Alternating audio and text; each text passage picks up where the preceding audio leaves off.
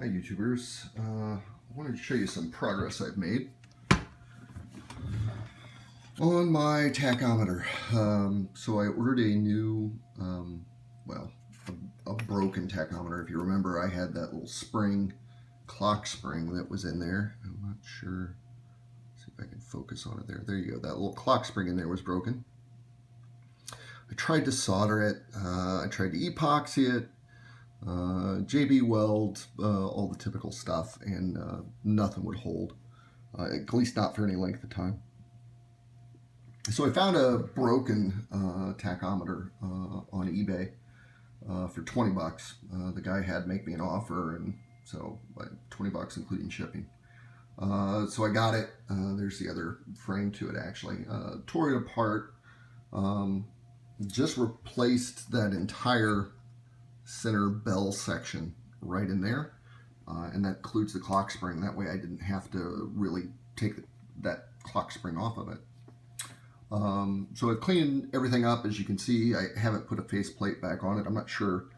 I think I'm going to order new reproduction ones, but that one didn't look too horrible. But anyway, hook up my tachometer to my drill, and just want to show you. Here, let me get the cable tight. I don't have this tied down there. Oh man, it was working. Don't tell me it's not. And I can't hold it with one hand and do this. Cable has to be tight, and of course there's no way to screw that down to my drill. There she goes. It's got to fill up its magnetic field, I think. That you can see. And I just stuck the needle on there in no particular, not at 0 or anything.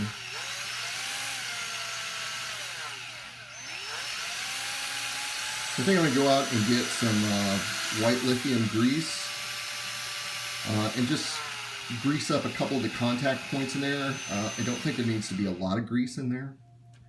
I also don't, want to flood it with stuff down in here either. But tachometer is looking good. I did send several emails out, even though if I have it over here yet, about finding this for the speedometer. I've got that one broken gear, and I sent it out to several specialty repair shops, and yeah, nobody responded. Not real surprised. Those guys all want to do, custom repairs and where they rebuild it, and they do fabulous work. I mean, if you look at their before and after pictures, it's fabulous. But like the minimum price that I could find, I think it was like 150 bucks, just to basically restore the internals, not the externals or the faceplate or anything. So anyway, for $150, I mean, I can buy 5 more speedometers on eBay to get that gear. And then I'll do the rest myself. But, if you want a professional restoration, by all means, go with those speedometer, tachometer repair shops. But if you are going to do it yourself, then, yeah, you're in for a little bit more headache. But yeah, really happy. Tachometer is going good. I might see if I can clean that up, but the speedometer one that I have is really kind of rusty. I have it over here, the faceplate. And this is actually the one off the new one that I received. If you remember, the one off the old one I got, you can see that those are actually flat. But this speedometer one is rusty. I'm going to try to clean it up. But I'm afraid getting that rust off is going to take the white marks with it. But I'll probably give it a try. And then I'll either order replacements or not. This is the plate off the original tachometer, and you can see how warped, and I mean, that thing was in a swamp.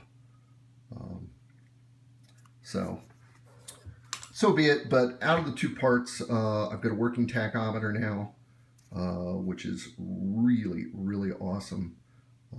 All you need to do now is basically, I'll probably go out and get glass. This glass has got a little bit of a round to it, a little bit of a crown. And if I go out to glass shop, I'm sure I'm just going to get flat glass. So I may have to live with that.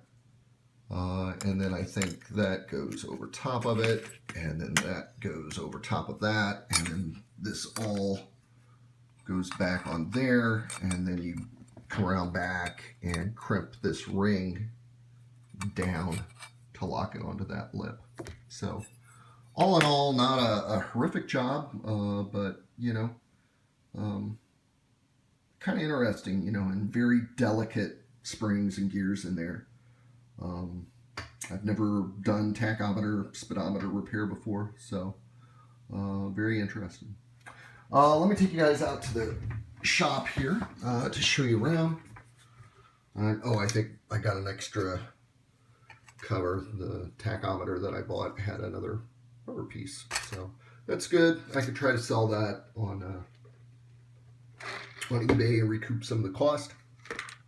Here's the, get out of the sun, parts for the speedometer. Haven't really started on that yet. And like I said, I think I'll have to get another one. This week I've done a lot, but the big thing is really cleaning up out here. Of course, you can't see. Here we go, adjust it for the light. So cleaned up quite a bit around the shop. It was getting really hectic. I had screws everywhere, and you can even see these are some screws for my forks. But put my tools back, put down this brown, actually I got that in a box when I ordered some stuff as packing material. And it's really nice white craft paper, or tan craft paper. So laid it down, put my parts in there, started bagging my parts just to keep things organized, because I am starting to forget already. So, you know, front rubber gaskets, I got front axle, I got manifold, I got rear wheels. Each one of those is kind of a section of the bike. And then just laid everything out so I wouldn't stop losing it. Took off the front manifolds. I need to polish those off. Took off the front fender up there. Got to polish the inside of it. Outside looks fantastic. Here's all the body parts. I don't think I showed you this. I ordered a new headlight there. Got it. Had a couple itsy bitsy dings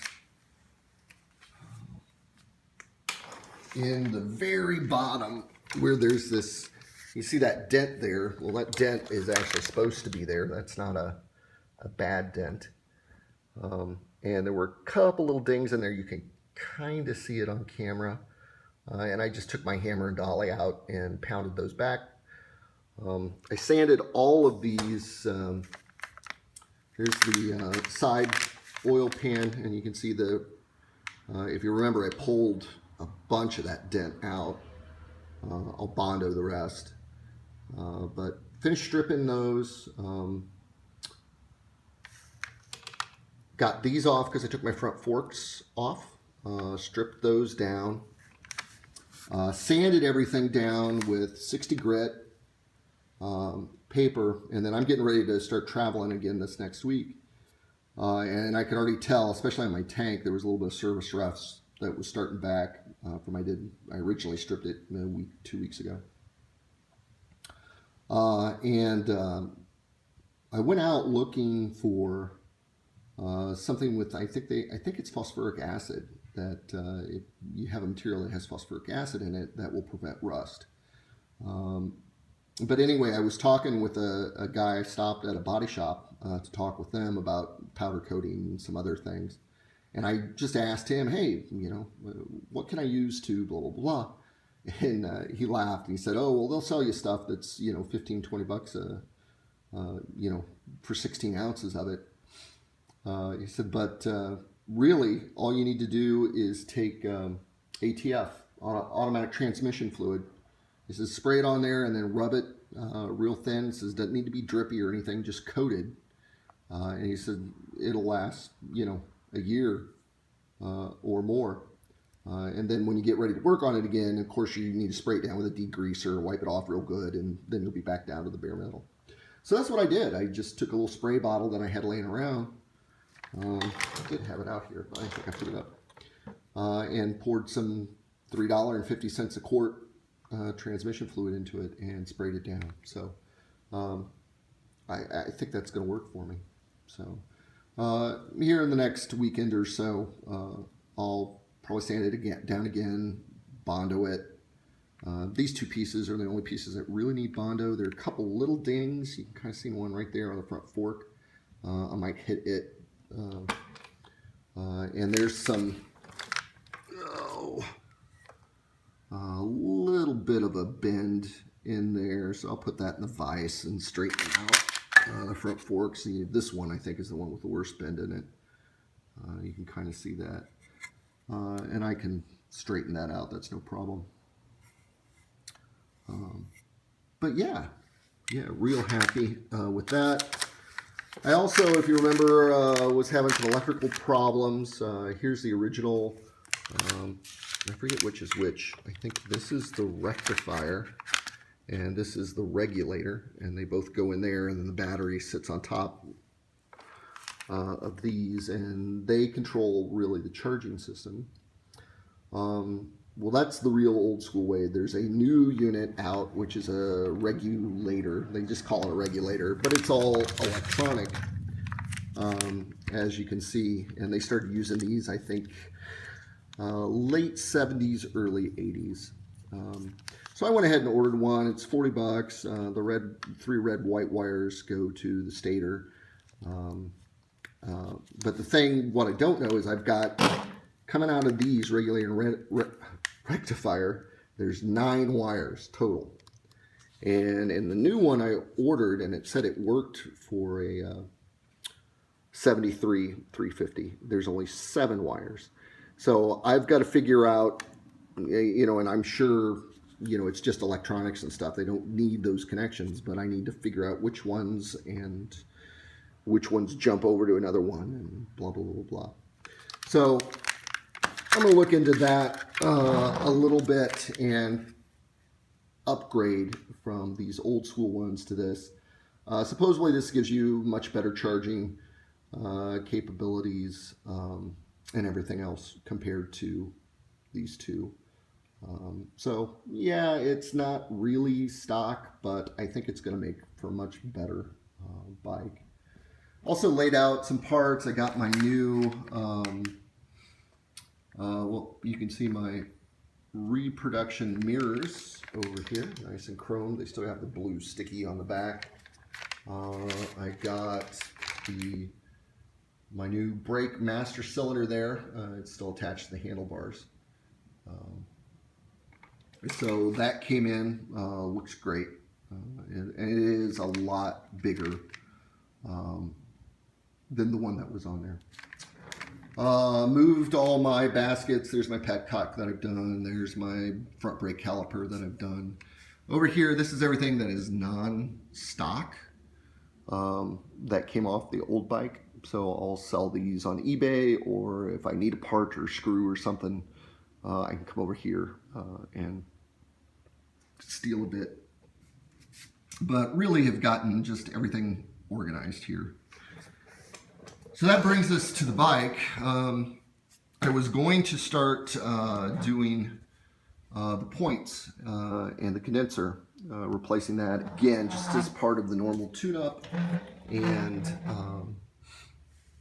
troubleshooting the spark. This left point up here really does have a significant gap on the brush that rubs, where this one does not. So I think that might be my spark issue. It's supposed to fit flat against that round, and that thing's got a cam in it, so it's not perfectly circular. It's kind of got a glob. And as that big hill comes over, that's what pivots each one of these springs. These are on springs to go out and in, and that's what makes a spark fire at the right time with your timing. And that's so that your spark fires when the cylinder is at the top of its compression cycle, right?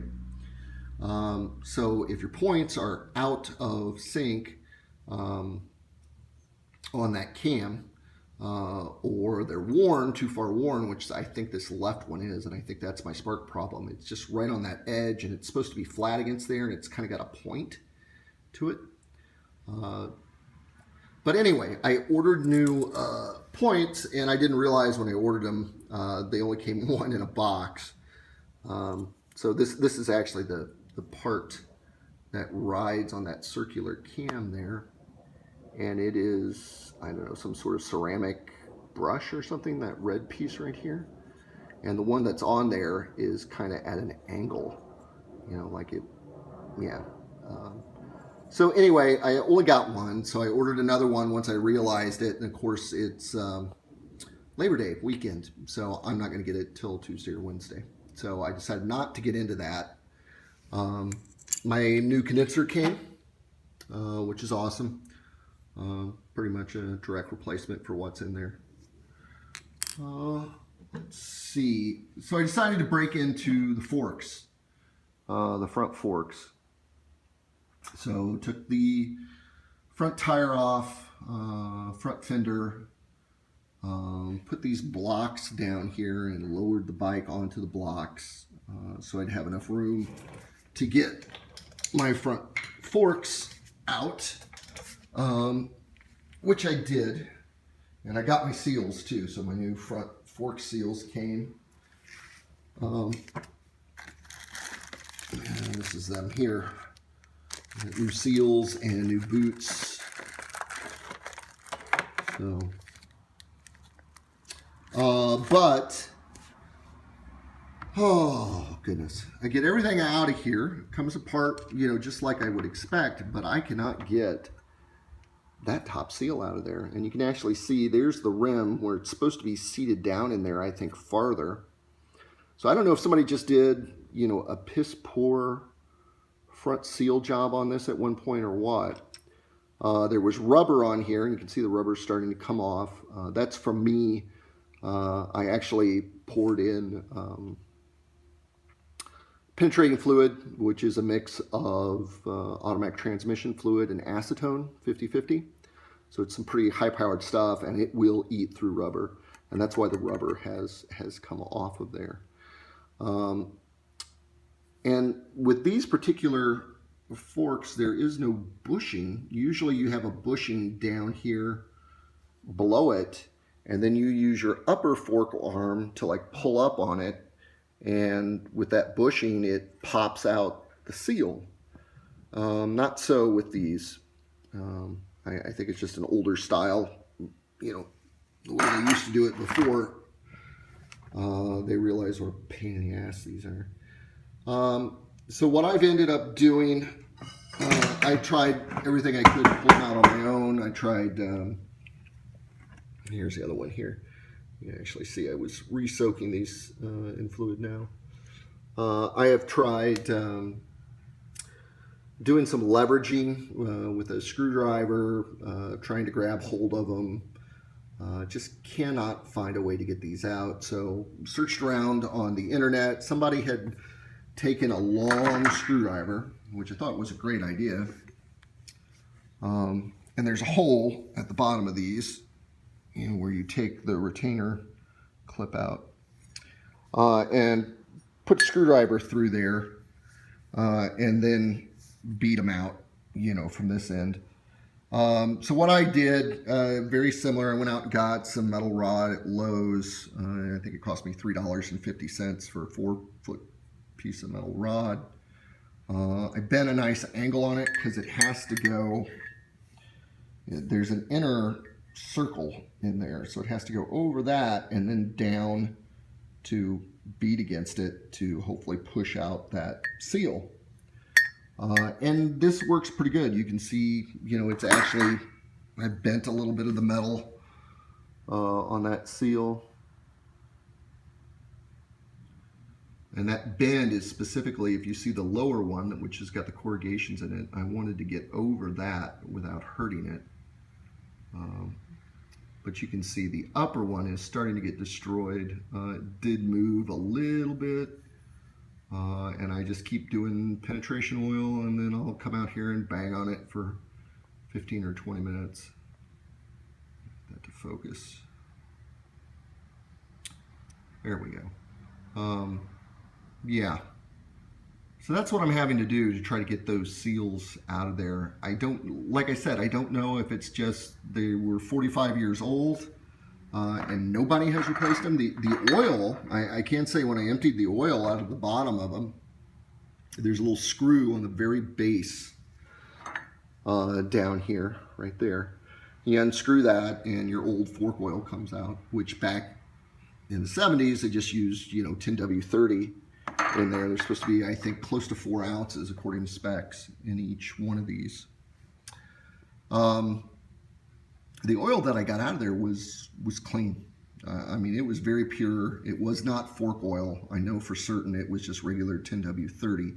Usually fork oil's got, you know, a color to it, blue, purple, red, something. And this was oil colored, you know, and it did not look black, did not look horrible at all. So that's my biggest problem right now is getting these fork seals out. Once I get them out, everything else looks fine. I think one of the ones we did when I was a kid, we took it apart and the spring was actually broken inside. The springs all look good. All the spacers look good on it. This is the inner tube, so that's the outer tube. This is the inner tube, which goes inside of it. No scoring, no rust. I think one of them, my one over here, has got a little bit of rust on it, and it is where the upper cap held. You know, this upper try here pinched it. There was a little bit of rust, but the rust is cleaning up fine with just a little elbow grease. Took off the handlebars, took off the upper tree. Let me get here. Here's the upper tree arm. Underneath there is bearings, and your bearings are down there as well. Sure, I need them, honestly. I've got no jerky movement. It moves really smooth. I did take the cap off, and they are the old school bearings with just the round metal balls sitting in a tray packed with grease. So I may just pull those out and repack them. Not take them out, but just unscrew the cover, put a little black grease in there, and call it a day, because it's in really good shape. The tree bearings. Let's see what I do over here. I haven't really done anything over here, but I'm starting to think, and I've been watching this Australian guy. He's putting together a Honda 750, I think. I lived in Australia for a year when I was working overseas, and it's really interesting because I mean I hear the crows cawing in the back and all these crazy animal sounds that you do not hear here in the States, at least not in the Midwest. And his accent and his slang and all this stuff brings back some good memories. But he's redoing a 750 that he had shipped over from the States. Anyway, he's kind of given me some courage to maybe break into this engine and actually pull the engine out. And if I do that, then I'm going to powder coat the frame. You know, I'll have all the, you know, the uppers and the lower tries, and, you know, maybe even the case over here, although our cases are in really pretty good shape. But if I do that, you know, I'll have all that small stuff powder coated, the air box there, I'll powder coat. Over here with the regulator rectifier, I would powder coat. and find somebody local in town. Don't know how much that would cost. That's another thing to keep in mind. I mean, this is pretty much could be my bike. You know, I might ride it around for 4 or 5 years and sell it if I get a good enough offer. I'm not too scared about pulling out the engine, and even working on the upper half of the engine does not scare me that much. I mean, you know, there's valves, there's a piston, and not a lot you can screw up. But when you get to the lower part of the engine, that's what scares me. And this Australian has been taking, I think his name's Peter, can't remember his last name now, but you can find him on YouTube. And he's watching the same channels. He's talking about, you know, Ichiban and Hackaday YouTube guys who I've been watching as well. But I am really worried about breaking into the lower half of the engine and getting into all of that, the gears and the rockers, and dealing with your feeler gauges of, you know, 16,000th of an inch and those kind of things. But I might do it. I'm seriously considering it right now. At very least, because I've got this broken fin over on the left-hand side, I'm going to have to do, you know, at least the upper. And if you do one of them, I mean, I haven't looked at the gasket set here yet, but I imagine there's probably one gasket. These come off individually, but there's probably one gasket, or it's one gasket that you set down and it has 2 sections. So if you destroy this section, you got to do the other section. So that doesn't worry me too much. The gasket sets are pretty inexpensive. But I'm going to have to take off that head anyway, and I'm going to have to look at it, look at the pistons, measure them, see, try to look down in there and see if there's any scarring in the cylinders. And if there is, and it looks bad, then I think I'm going to, go the whole 9 yards. Oh, that's it. The other thing I got this week was I got, straight from India, I got my new throttle cable. It's probably the cheapest cable I bought. It's $11, but it took a month to get here. I measured it. The sizes all look good. I need to reroute this back underneath those other 2 cables. I got them crossed here. I kind of got ahead of myself. But the big thing was I wanted this plastic one, because on the original bike, when I got it, this was broken about right here. And the front cap had a big crack in it, split down here. And then this cable, which I already tied it in here, was gray. So I think they put in a new cable because they were using the lower style handlebars for the cafe racer. So I'm actually pretty happy with that. Pretty happy with the quality. It looks good. You know, sometimes you don't know when you're ordering from some of the countries. You know, Vietnam, Thailand, India. I mean, China. You kind of know the quality you're going to get. But that's where we're at. Not a ton of work completed. I think things kind of slow down a little bit. But I'm seriously thinking about powder coating the frame, take off the rear shocks, you know, take off the subframe essentially there. Again, all of that would be powder coated. I'd probably powder coat my center stand and my kickstand down there. So there's several parts, and if I could find a good price on it, the Australian was talking about, I think he paid $250, he said, to have his frame powder coated. And of course that's Australian dollars, which right now I think the US is doing a little bit stronger. When I was there, we were like, it was like $1.25 US to 1 Australian dollar. So it was not a cheap place to live by any means. And they have tons. You think our regulations are bad about what you can and cannot do, and you know, the type of chemicals you can use when you go to a store, where you can use them. They have tons of laws to protect their environment. They're very environmentally conscious country. So U.S., we can get away with a little bit more freedom. Luckily, in that regard. But yeah, they regulate, what you can buy, where you can buy it from, what chemicals can be in it. So a lot of the stuff, the aircraft remover and that kind of stuff, they probably don't have there, or you have to have some sort of special license to buy it. But that's where we're at, guys. Just wanted to give you a quick update here. Like I said, I'm getting ready to head back out on the road. And my work's going to slow down a little bit, but that's where we're at. I hope, maybe in the next week I can get the front forks done, if I can get those seals out of there.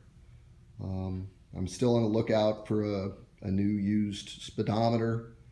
So maybe I'll get the speedometer tachometers done, which will give me a gauge console. So that would be nice.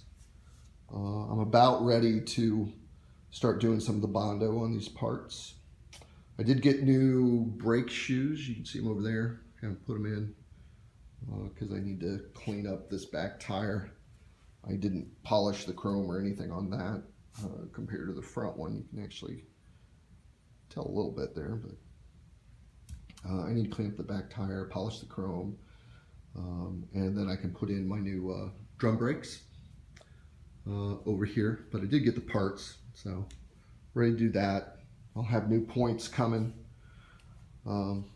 next week, so if I get really ambitious, put my points in there, maybe mock back the front tree back on once I get the forks on, put my handlebar back on, and see if I can't turn this over, see if that fixes all my electrical issues. I think that's what it is. I think it's that bad point on the left hand side is just not given the right, it doesn't have enough material there to actually pivot in and out when the camshaft comes around to pivot it, and that's why sometimes I get a spark and sometimes I don't. It's just right in that gray area of the tolerances. So okay guys, until next time, thanks for watching, and take it easy.